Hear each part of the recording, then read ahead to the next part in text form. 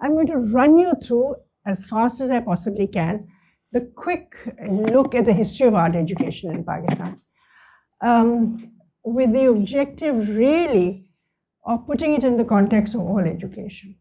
And keeping in mind that what I'm really talking about is visual learning.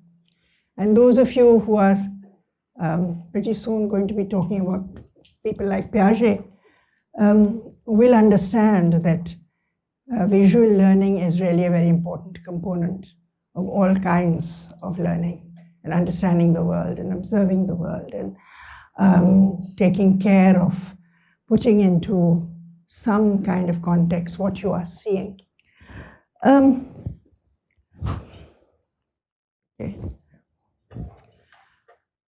So while we're going to be talking about formal art education, I thought let's go a little bit further back and just think it, okay, so we are actually no strangers to it in our history. So just starting it with an image of, it's from the 18th century, early 18th century, of this artist who I absolutely adore called Nansuk. He was an artist from what they call the Punjab Hills, Guler. And it's an image of him, what is he doing? There's his patron, who is, the great Balwant Singh, the Raja. What is happening in this image? If you look at it very, very carefully, I was wondering if we can have the lights slightly dimmed. Is it possible so that you can enjoy? I'm going to be showing you a lot of pictures, and if you can't enjoy the pictures, then it's pretty pointless. Oh, this is not the mic. Yes, yeah. Quite right. Is it possible? Yes. Okay, is that a little better? It is. Yeah, okay. So, you have this delicate pale yellow, very, very pale flooring. You have sort of salmon pink edging on the wall. You've got neatly tied screens in the back. You've got these wonderful details in this sort of chair cum throne that he's sitting in. And if you see the hookah that he's smoking, it's encased in a textile covering, that swirling thing that he's putting in his mouth. And behind him, poised, is the artist himself, is Nansuk himself. Now, there's a great deal of controversy about this painting because 2 or 3 very famous scholars have got sort of different views on the work. W.B. Archer, who's supposed to be the great authority on miniature painting, says that the artist is helping the patron understand his work. In a sense, this is a painting by him, by Nansuk. My guru, who's Professor Goswami, says just the opposite. He says this painting is not by Nansuk. Otherwise, he would have painted it far more meticulously. It is a painting by some other artist, and he's perhaps helping his patron with an appraisal of it. I'm just showing this as a total aside. It's nothing to do with the formal history of art education, but to tell you, okay, this kind of thing, this kind of cultural element was there in our histories. The formal teaching really appears when the British decide, when they've come here and they're totally confounded by the plethora of visual culture.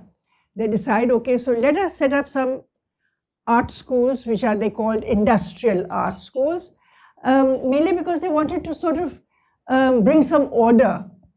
They wanted the children of craftspersons to learn. So they set up something like called the Mayo School of Arts, which today is called the National College of Arts. They set up 4 in the subcontinent, in Calcutta, in Bombay, in Madras, and in Lahore. And so there you have the staff with the Angrez in the middle. The first Angrez that I showed you in the center is actually Lockwood Kipling, who was the first principal. He was also the director of the Lahore Museum.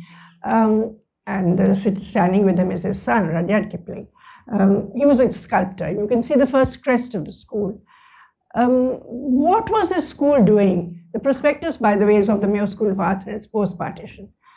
How did they teach? Well, they taught that way, by making people mimic certain things. And they also use the blackboard. We all know that is an element of education across the board. Well, no different in the art school, in the craft school. They were teaching children of artisans how to copy, how to analyze, how to make plans. And this is what they did. And there's the motto, Kasbe Kamal Kun Ke Azize Jahar Shavi. Do wonderful work so that you're beloved of the world. Except then it became the National College of Arts in 1958. Why? Obviously, the way they were teaching, what they were teaching, there was no need for that kind of work anymore. Industry was growing in Pakistan, so design was important.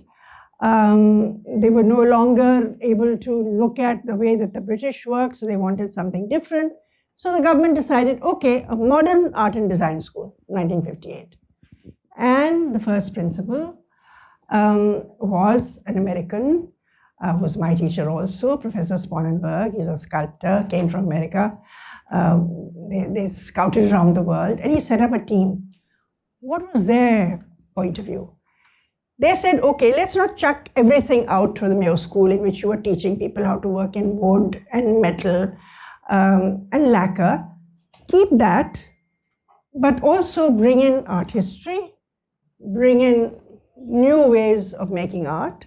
In other words, it was a modern art school which was based on the famous art school in Europe called the Bauhaus. And those of you who don't know what the Bauhaus is, look it up fast. It was one of the most important milestones in all education. It was here that a small group of people decided in the late 1920s and early 30s that, listen, all the arts and design and crafts are all interrelated. So here you had artists, you had designers, you had architects, you had musicians, you had filmmakers, all working together. And one kind of learning flowed into the other kind of learning. And you had philosophers also. Pretty soon they ran afoul of the Nazis and they were closed down eventually. But all the seeds of modern art and design schools come from the Bauhaus, and it arrived in Lahore in 1958 with Sponenberg. But what was happening across the road? Across the road, there was a Punjab University Fine Arts Department. Very staid, very much like the Angrez taught, कि भाई जिस तरह से south Kensington में पढ़ाते हैं उसी तरह से लाहौर में पढ़ाओ. So it was done, okay, it's something in front of you, you copy it, and that's it. Very traditional, very conservative, it's kind of carried on like this unto the present, not NCA. This Sponenberg in the middle, and if you look hard, you'll see lots of group of young girls, and I'm there as a first-year student also. So what did they do? They got a team together. They got a team together from other parts of the world, Japanese to teach ceramics, somebody to teach architecture, a Canadian to teach design, but also the seeds of the new in Lahore. Nayyar Ali Dada was a student, Zahur al-Akhlaq was a student. They were mesmerized by this new way of learning by doing in the workshop. So I did woodwork, I did metalwork, but then we also learned the history of art. We also really learned how to critique everything, which meant that we were told, okay, bring anything you want to from home, which is used every day, and bring it into the classroom and tell us what's wrong with the packaging. So I bought a packet of Vim, plonked it on the table. So Professor of Design said, okay, so what's wrong with this? So I looked at it and I found plenty wrong with the way that the design was, and I also found plenty right. So the idea was to engage with every example of visual culture around you. Look at it critically, take it to part, and then put it into, articulate it. So although I was going to be an artist, my work was to look at every aspect. I was introduced to this idea of having eyes in all parts of my head and looking at everything and observing everything. This is how the National College of Arts programmed itself, okay? So it had a department of fine art, design, architecture, and then academics. It's no longer like that anymore, it's changed again. But this is the way it was planned in the beginning, with academics feeding into all of these departments, But each of the departments in the first year was interdisciplinary. So you came into the school, you may have thought you were going to be an architect, but you rubbed shoulders with people who were going to be painters. And you learned to look through their eyes at the world. It was a way of really engaging with the world. What do you do in the way that you learn? You learn to look at all phenomena around you. You learn to look at light, you learn to look at shadow, you learn to make things, you learn to take things apart, and you work and learn from your peers, which is a terribly important part of how learning occurs in this kind of a situation. More than that, you get out of the studio, you get out of the classroom, you transform the environment around you. All the principles that you're learning in the classroom, you apply outside. All of you know that one of the major issues with the way that we are educated is that your learning is restricted to the little compartment which is known as your classroom and has to do with your teacher and you. And what happens outside is rarely looked at or considered to be something related to what you're learning. And that was something that we were taught at NCA to really combat, because the first thing that you did was how to unlearn what you had been taught in school and college before you came there. And of course, you engaged with everything that was around you. Very often, you were not welcome outside into the wider environment, especially in difficult times, like, for example, during the Ziaulak years, we all withdrew into ourselves. But you were king in the space that you had. So you could apply all the principles that you wanted to. I think students used to tell me, and I believe because that happened to me as a student also, you learned more outside from one another and from using all the principles you learned in your spaces than you did actually from the classroom. So here you were, the space transformed in different ways. The same fountain, and it behaves in different ways once you are able to look at it and decide, okay, so what do I want to do with this? A simple thing like a bicycle becomes a way of deconstructing it, putting it together again, drawing from it, using your eyes. One of my favorite things at NCA used to be that my first year class, I used to say, okay, so you came in this morning, how many arches did you cross in the way to the hall? And they would be like this, we didn't see. Were there any flowers in the garden? You know, we think that we are seeing, but actually we're not seeing. And then how do you grade? How do you evaluate? Well, the one thing that you learn in art education is there are no correct answers. Every answer is different. You have to support every answer with your own arguments. And therefore, evaluation happens in a similar manner, that you defend the positions that you take.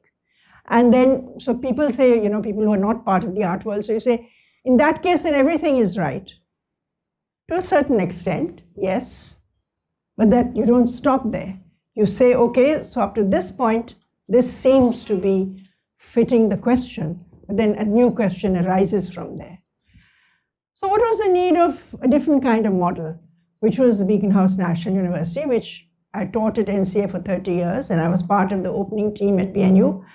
Well, we decided that the old models had grown tired. And perhaps, because this was now the 21st century, perhaps it was time to rethink what changes and innovations meant in the teaching of art and design.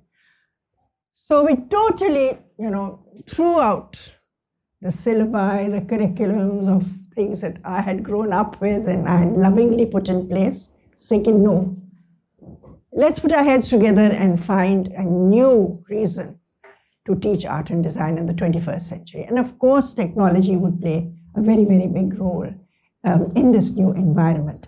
I mean, to give you an example, okay, we're looking at all the phenomena that, that students look at when they're in art and design school.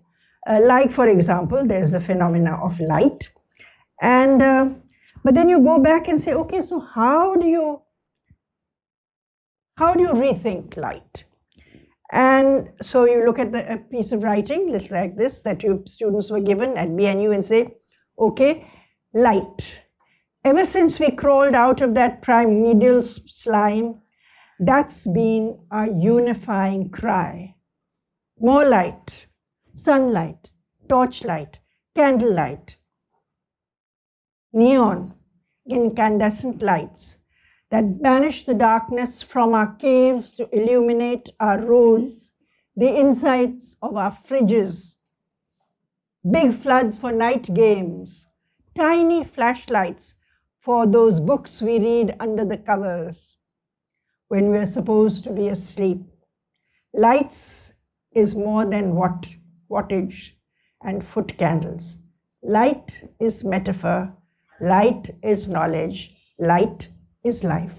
So we started rethinking the things that were taught in a very different way and saying, okay, let's look at things that are translucent. Let's look at what light can come through. Let's look at shadow. Let's look at things that we make and wear. Let's redo them. Let's take things apart in ways that perhaps we have not done before. Let's work with people who are in architecture, and let's really think about education in schools. And that's where we started thinking about doing an MA, which was in art education, which was for teachers who teach everything in schools, but feel, oh, I'm not an artist, so I can't do anything to do with visual learning. And that's how BNU really defined itself as being far more inclusive, shifting the responsibility from the teacher to the student, making it totally student-centered, giving them the responsibility of looking at the everyday and new materials, plastic, vinyl, neon, and bringing in peer learning in a way that perhaps we had not been able to do in as fulsome a manner at NCA. But what was happening in Karachi? I'm only talking about Lahore. Well, Karachi had different city. Frenetic, there the Central School of Art started in the 50s, totally geared to industry, commercial life, advertising. It was really only the Indus Valley School, when it came into being, that it started rethinking how Karachi should respond to art and design education. And they decided, okay, so we are going to look at where Karachi is. It's not in the Punjab. It's in a very different part of the country. It's in a part of the country with a huge craft tradition. So looking at bringing the craftsmen and giving them status and bringing them into the school. And then working with the students and looking towards the future so that you're dreaming and imagining a totally different life for something that is so traditional as basket making. And learning for the craftsperson. Every student in a textile has to go and live in a village and has to go and see how things are made. And before they can do design for the 21st century, they learn that, okay, this is not a superficial, effort. It stems deep into roots and tradition. Not forgetting that these beauties come out of dire poverty and from people who have had no education whatsoever in the sense that we think of education. But they are storehouses and reservoirs of wisdom, which has to do with material, which has to do with art, which has to do with design, and it needs to be valued and it needs to be brought into the next century. So therefore, you have a very different view of getting inspiration from both the rural and the urban. Whether it's a chai khana, whether it's a truck, all of that becomes part of how designers really view the world. And artists, well, artists also decide that they need to go to the urban craftsperson, the person who's working in the street, working with them. And Adila Suleiman, for whom I have profound respect, works in a sort of slumish area of Karachi. She has her studio there. She has the people working with her. They teach her, she teaches them, and together they create work which talks about problems of today. This series that she did, which you've seen, it was in a museum in Germany, but it is based on the ethnic strife and killing in Karachi and how warriors keep going. But she uses imagery which comes out of the miniature. Sar kat gaya, lekin ladte chale ja rahe. That's her team, and they're proud of her, and she's proud of them. And she gives them full credit for what she does. When her work goes to museums all over the world, their names and their contribution is acknowledged every stop of the way. But I mean, so what has that got to do with you? Well, I feel that all learning stems from interesting everyone in the world around them. There you have a very young Salima Hashmi inside the old city in Lahore, working with bachas who actually were out of school bachas. We got summer money in the summer, Victoria School में. We bought art materials और हमने वहाँ पे इश्तिहार लगा दिया भी जिस किसी ने आके हमारे साथ काम करना तो आ जाए. And we laid out the art, and the children were too scared to touch the paper and the paint. So the students who were working with me, NCA students, so disappointed. जी वो हाथ नहीं लगाना चाहते, साफ कागज है, इतने बहुत से रंग हैं. So okay, so let's do it a different way. So we started out with activities. अच्छा कितने हाथ हैं? सारे हाथ दिखाओ. अरे किसी की 3 हाथ तो नहीं है? नहीं, ये 2 ही हैं. अच्छा, तो उंगलियां कितनी है? अच्छा, तो and being very careful that there may be a child who does not have all 5 fingers or all 10 fingers, and being making sure that you don't miss the child who's differently abled while you're doing all of these exercises. When you're talking to them about what they're seeing, and then telling them stories and making them say poems, and then say कि अच्छा तो अपनी कहानी तो सुन ली, तो फिर इसके बारे में अब तस्वीर ना बनाए, तो चलो बनाओ. And pretty soon तस्वीर तो would start being of ये मेरी माँ है, तो नहीं उन्हें मारे ऐसी उन्हों, आओ नहीं मेरे प्यो ने मारे ऐसी. And you get the stories that otherwise you would not get to understand the children who are there with you. And these are from children who don't know कि रंग क्या है. मतलब वो ब्रश को क्या इधर मैंने चमची तो फड़ाई, तो क्योंकि the brush was the nearest to the chamchi. And out of that came wonderful works which we put up in Alhambra. Image here is the MA Art Education program, in which we ask the teachers to go into the streets of Lahore, give children chalks and ask them to work on the sidewalk so that they have every kind of experience. And therefore, classroom mein you can have a cooking class if you want to, or a vegetable cutting class if you want to, and out of that can come your basic lessons of naming things, of color, of sorting. I mean, modern maths is there, as is introduction to color, as is introduction to vocabulary, all of that coming out of art history. गुलजी की तस्वीर है, अच्छा फिर अपनी भी बना दो. You're showing them कि भाई इस तरह से वो काम करते थे, पत्थरों में काम करते थे, आप भी pieces के साथ कागज काट के आप भी गुलजी की तरह तस्वीर बना सकते हो, and so on and so forth. And collaborative work in which everybody joins in. You do not have to be an artist to actually do this kind of work with kids. Out of a work like that, so much learning happens. अच्छा कितने हाथ हैं इधर? अच्छा सबसे बड़ा हाथ किसका है, कौन सा है? सबसे छोटा हाथ कौन सा है? सारे हाथ एक ही रंग के नहीं. अच्छा तो लाइट ग्रीन कौन सा है? कोई डार्क ग्रीन है कोई हाथ? And so on and so forth. Letting them enjoy what they're looking at, but also ensuring that they're getting a lot of learning out of what they're seeing. And therefore, this exercise in which the bicycle is brought in with every kind of a tool and saying, okay, let's take this bicycle apart. And then making a manual as to how you took apart what. And they say, okay, so now can we put this bicycle together again?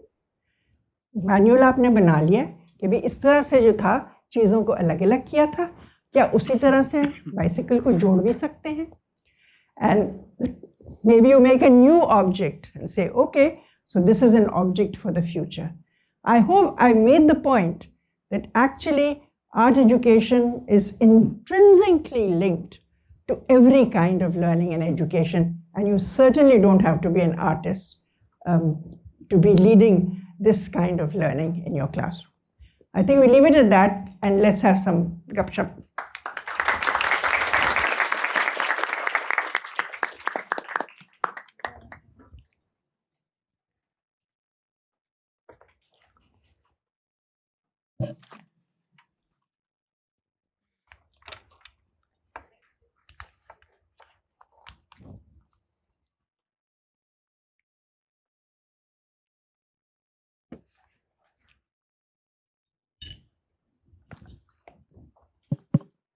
Thank you so much, Salima Hashmi, in her, element entirely. I learned so much. I think every time I listen to गला you, बैठा हुआ था, आपको देख के तो ठीक हो गया. every time we have you here at SOE, it's just such a treat. And I wanted to ask you a couple of questions, and then we'll open it up. The easier questions first. Sure. So one thing you said about art education is that everybody is looking at it. Everybody's an equal in an art class. But in a society where there is so much judgment around a smart kid and a dumb kid, and there can only be one person who comes first in class. And if you come second, it's second best or good for nothing. How do you, because this is some of the challenge that these students will be facing, that in this society that is so quote unquote merit-based, how do you inculcate this sense of all answers are right answers? I think that's a wonderful thing about an art class. It's relative. It is the amount of work and focus that a child puts into what they're doing, which is the way that you evaluate the child's work. And I was shocked once when I went to see, I won't mention the posh school, where I met one of my former students. And I'd heard that she'd failed some children in art. And I told her, I wish I'd failed you when you were at NCA. You would have never expose these children to this. So she said, नहीं होता है parents और वो staff का और principal का ये होता है कि जी इनको grades देने हैं फलाना ये वो. मैंने कहा I know that we face that at BNU also, because HEC does not allow you to give A to everybody. Okay, so there has to be. But then you evaluate children from the kind of effort that they put in, and you will find that sometimes I asked to be part of a jury in an art competition, okay? And I'm very happy if my co-juror is somebody like Kadus Mirza, because he has an equally eccentric view, as I have, of deciding what makes a work special. To me, a work is special when it amazes you about the way the child has actually seen the world. It's a different view. It's not your usual इस तरह की छत और नीला आसमान और हरे दरख्त और सूरज चमक रहा है. But it is something in which there's a deep purple sky, and maybe everything is dark and black, and maybe there is a red sun. It enhances your way of trying to fathom this world, which, let's face it, none of us understand. So therefore, yes, you are going against the tide. And I believe that's the right way to go as educators. You are there to actually change the status quo. You're not there to re-establish it. If you're a really good educator, you need to be in trouble a lot of the time. Otherwise, you're not doing your job. Not your happy answer, but there it is. No, that's exactly what Dean Andrabi tells us. Actually, these guys haven't yet heard it. The second years are about to hear a lot of it, that stop being so driven by grades and be driven more by learning and the way you think. Yeah. You talked about learning from peers, how that was an integral part of how students at NCA were learning. That's very much the ethos at SOE as well.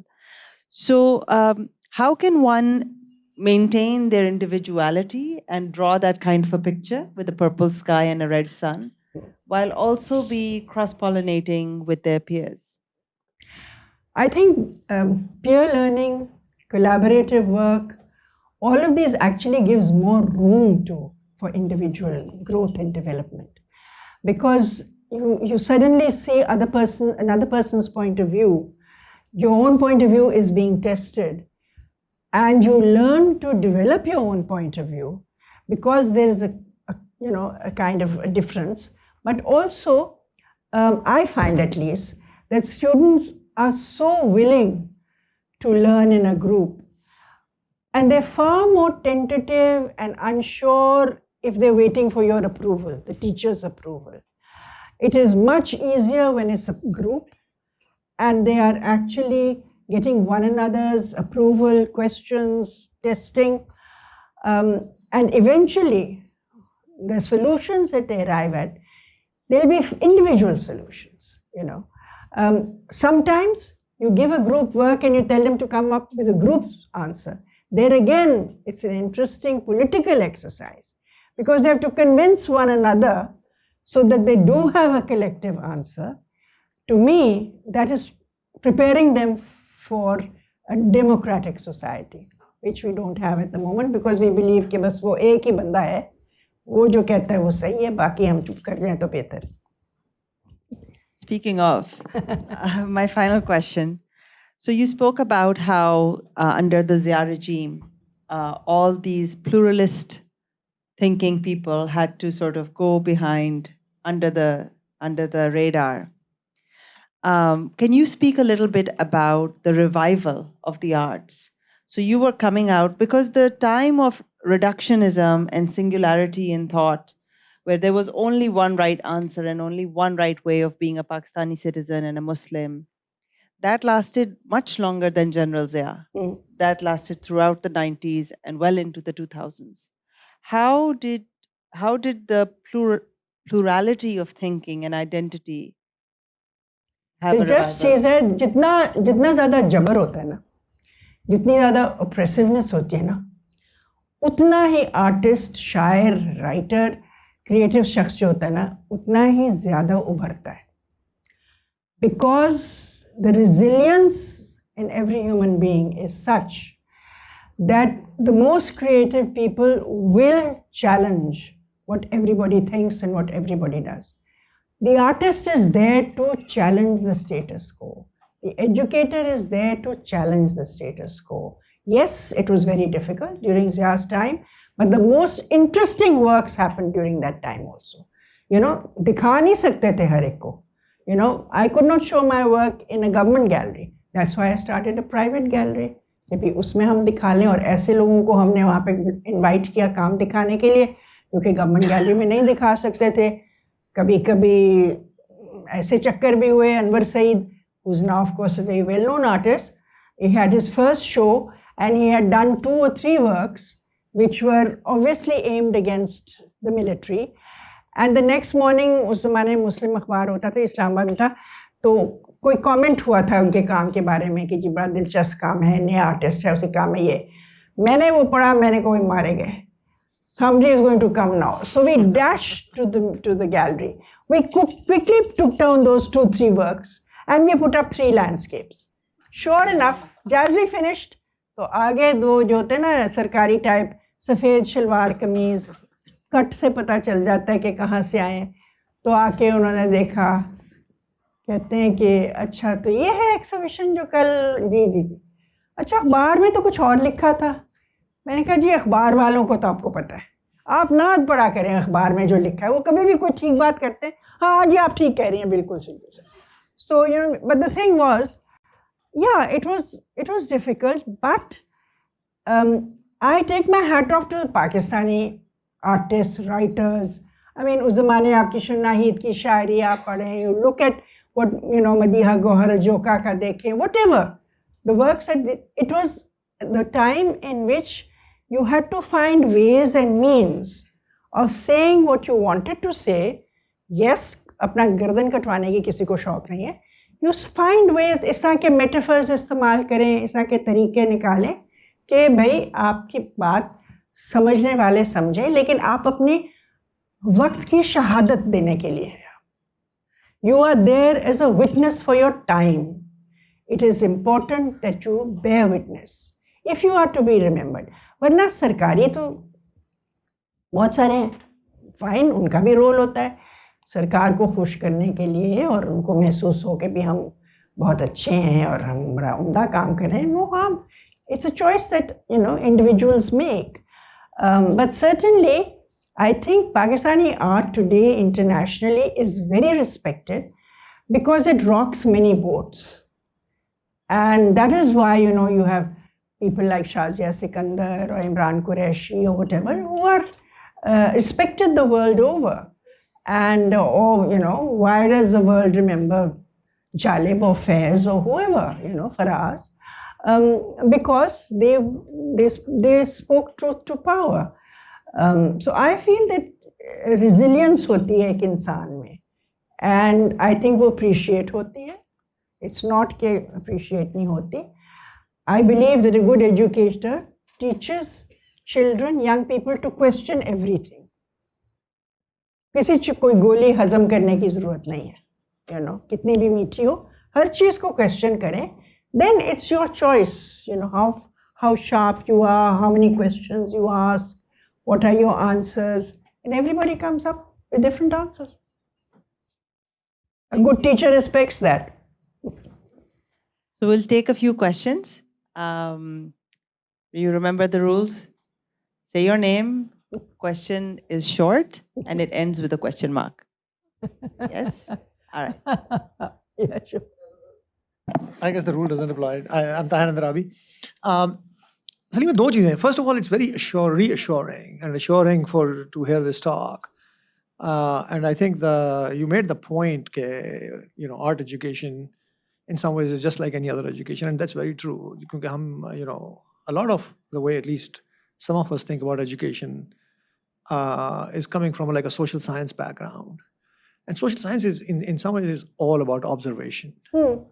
And so one of the things that the big lesson here is, right? I mean, every time you study something, all of us have gone to schools. We've studied, of course, ourselves, we have gone to school, but we have visited schools. Some of you have taught at schools. But the whole idea is, the more you do this book learning, the next time you go, right? I mean, what you observe, what I found is,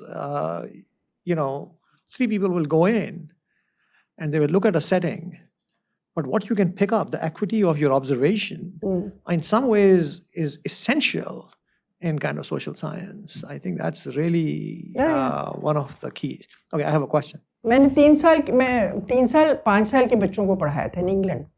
I taught everything. Modern maths also I taught. हालांकि मतलब मुझे क्या पता, बहुत ही fail होती थी math. मगर उन्होंने कहा कि नहीं, if you can teach children how to observe, to classify, वगैरह वगैरह, you can. And if you allow, I'll tell my favorite story, जो कि मैं हमेशा सुनाती हूँ और my students go, oh, Mrs. Hashmi फिर सुनाने लगी. But I feel it's a key of exactly, I mean, it's anecdotal, but I think perhaps it's a way into making the teacher come down from the pedestal and be there with the student. 5 साल का बच्चे की class में पढ़ाती थी. अभी recently उन्होंने celebrate किया है landing on the moon, so many. So to tell you how ancient I am, so I was in England और उसी साल और वो land किया था Armstrong. तो सारी रात लोगों ने टीवी पे live देखा. मैं तो बल्कि सो गई. सुबह मैं स्कूल पहुंची तो the kids said, Mrs. Hashmi, did you see, man landed on the moon? Yes. So there was one kid in my class who was the smartest. उसकी माँ barrister थी.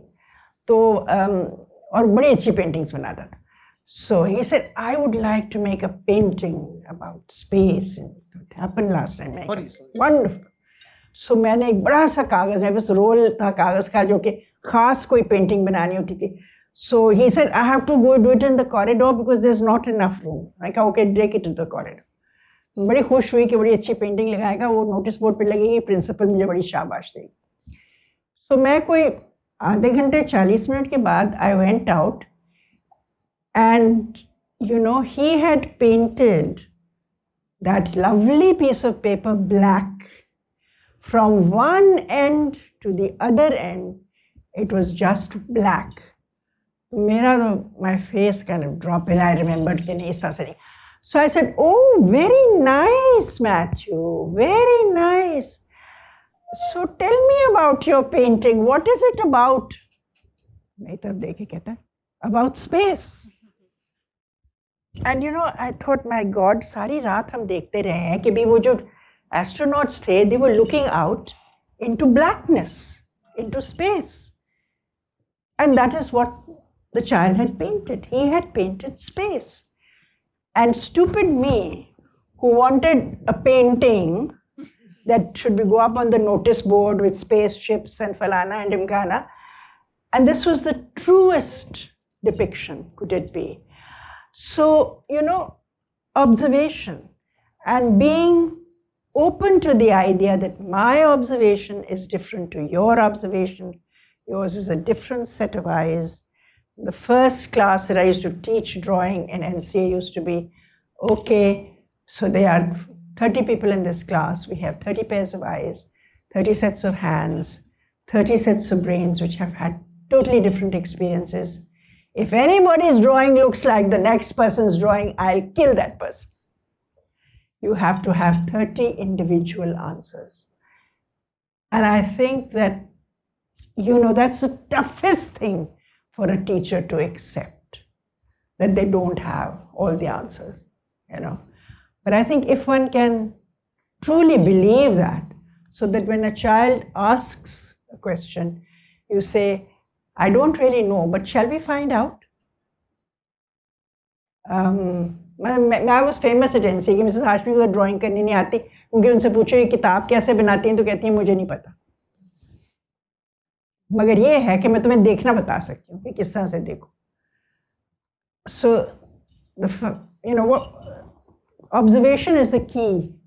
And for those people who are visually impaired, there are other parts of your senses which actually act as those depots from which you observe what is happening in the world around you.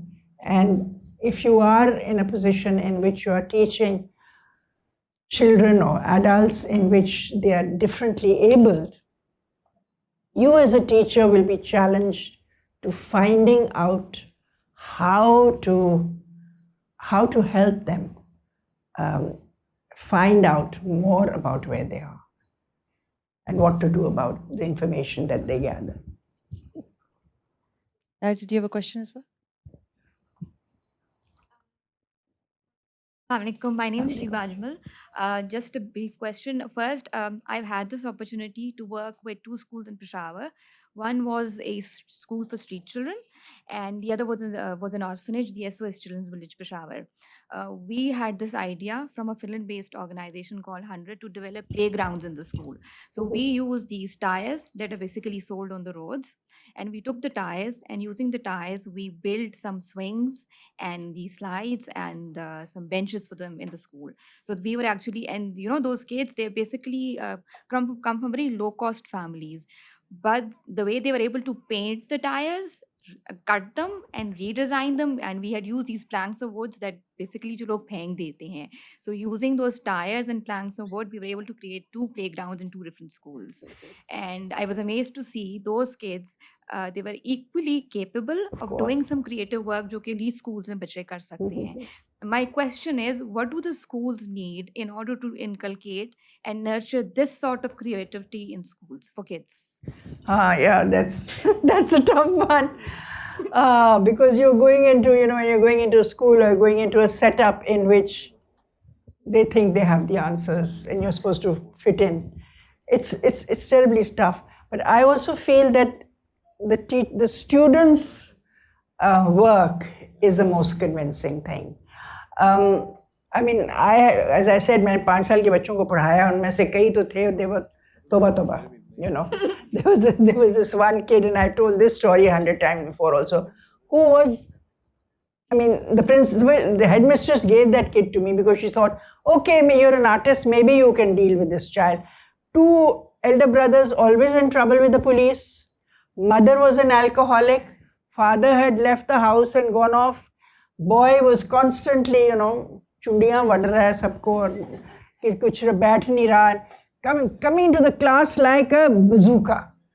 And so to stop him in his tracks, क्योंकि वो open classroom system था, I had you know paints put out, I had the apparatus इधर है, reading material इधर है, फलाना इधर है, nature study उधर है, तो कागज होता था कि so I used to say, no, before you come in, David, you have to do a painting. So he used to give me this dirty look and put his brush into the black paint, you 4 लाइनें मार के, okay, what is that, David? Apple tree. उसके बाद फिर गंद मारता था by the, but he was very good at classification, so I used to make him कि apparatus ठीक कर दो, तो वो करने को राजी होता. This used to go on every single day. आया, you know, brush लिया, he knew he had to do it, brush डाला, ये वो 4 लाइनें बनाई गंदी सी apple tree करके, तो आगे निकली. One day he comes in and he takes red paint and I'm बेहोश होने लगी कि ये क्या कर रहा है. तो उसने लाइनें तो लगाई लेकिन बीच में एक लाल गोला. I said, oh, what is this, David? You know, लाल सेब बना दिया. He looks at me and he says, my papa came home. You know, for me as a teacher, to get insight into the emotional life of this child was the learning experience of my life. And I've told this story 1,000 times. But for the teacher, it is learning to figure out, you know, where keys lie. There was a behavior change, not that there was any change in circumstances, but his relationship with what he was working at did alter. He was able to make more red apples. His behavior calmed down a bit. He started listening to the stories sitting near me. So there can be circumstances which teachers create, which possibly, they're no easy thing. But I think schools, when they see that there is a different approach to difficult situations, I think they do appreciate it. And I don't have the answers, really. Every teacher is in a different space, in a different kind of circumstance. And they have to look for the pointers as to kya cheez nazar aa rahi hai jo ki you can seize and say, okay, so maybe this is what I can use, you know, as material, words that are unconventional words that children use among themselves. Maybe recently I was reading a thesis of one of my students telling me the technology changes jo hai, how they have affected, because the younger generation is coming out of a different technology system. And, you know, the hole in the wall experiment jo hai ki, you know, as you know, in India और ये वो कि भी slum areas में computers उन्होंने दीवारों में रख दिए, and children who have never seen a computer in their life, they taught themselves, you know, how to. It's a very famous experiment. So using technology in a way that young people today, as they say, they are native speakers of technology, unlike my generation who are immigrant speakers in technology. तो आप नए culture में जाते हैं ना, तो जैसा कि होता है कि जो बच्चे हैं वो उस कल्चर का फटाफट सीख लेते हैं. माँ बाप जो है चाहे कितनी कोशिश करें उस तरह से नहीं नई ज़बान सीख सकते. So people of my age, or even, you know, younger than me, they are unable to handle technology in the same way that the native speakers in technology do. I mean, the way that women who can't read and write use a cell phone, for example, how they can, you know, place orders, find how to go to places without even being literate. I think that should teach us about how, I believe technology-friendly teachers are essential. Absolutely. These are the new tools which can be your friends, you know. Whether that's of any use to you or not, I don't know. No, it is. Thank you. Thank you. It reminds me of an image of a kid, a young toddler who was given a newspaper and he tried to scroll on the newspaper because he was only used to seeing text on a screen. Yeah. Any other questions? We'll just have time for one or I have a so. question. Yeah. Assalamu alaikum. My name is Aska.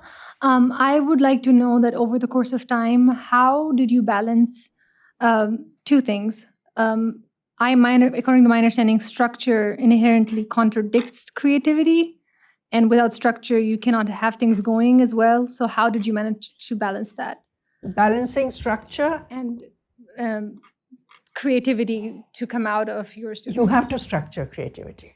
Strategy ke beech mein, you should know what the structure is. It doesn't have to be apparent. It doesn't have to be obvious, but you have to know what your teaching objective is, what the goal is. At the end of the semester, or the end of the term, or the end of the day, what do you hope that the students should have learned? And you also have to be flexible enough to know that everybody is not going to learn at the same pace. So you have to know, I mean, we all know that it doesn't go like this, the graph of learning, or, it goes, and then there's a consolidation period in which a child figures out how to use the information that they've got or how to use the experience. And then so you should know what your educational objectives are, and that there are many pathways to getting to those objectives. All of my classes are highly structured. All right. But that's good. But I hide the structure very, very carefully. All right. I know at the end of the semester what they should have learned. And I sometimes refer students back when they come to me in the 4th year, and I said, you remember you did this in the 1st year. And what was that supposed to have taught you? And you've forgotten it, that kind of thing. No, they are very highly structured. Don't you feel that, that is all chaos? No, not at all. Please, okay. Do that over to you. We'll have Mrs. Hashmi for tea with us, so you are welcome to approach her directly. We just have a really nice fancy tea also. So. Okay. But Sure. Please join me. And I suddenly find my voice is back. I mean, all of this morning I couldn't speak, and here I am. Join me in thanking You must be very Hashmi, inspiring. please.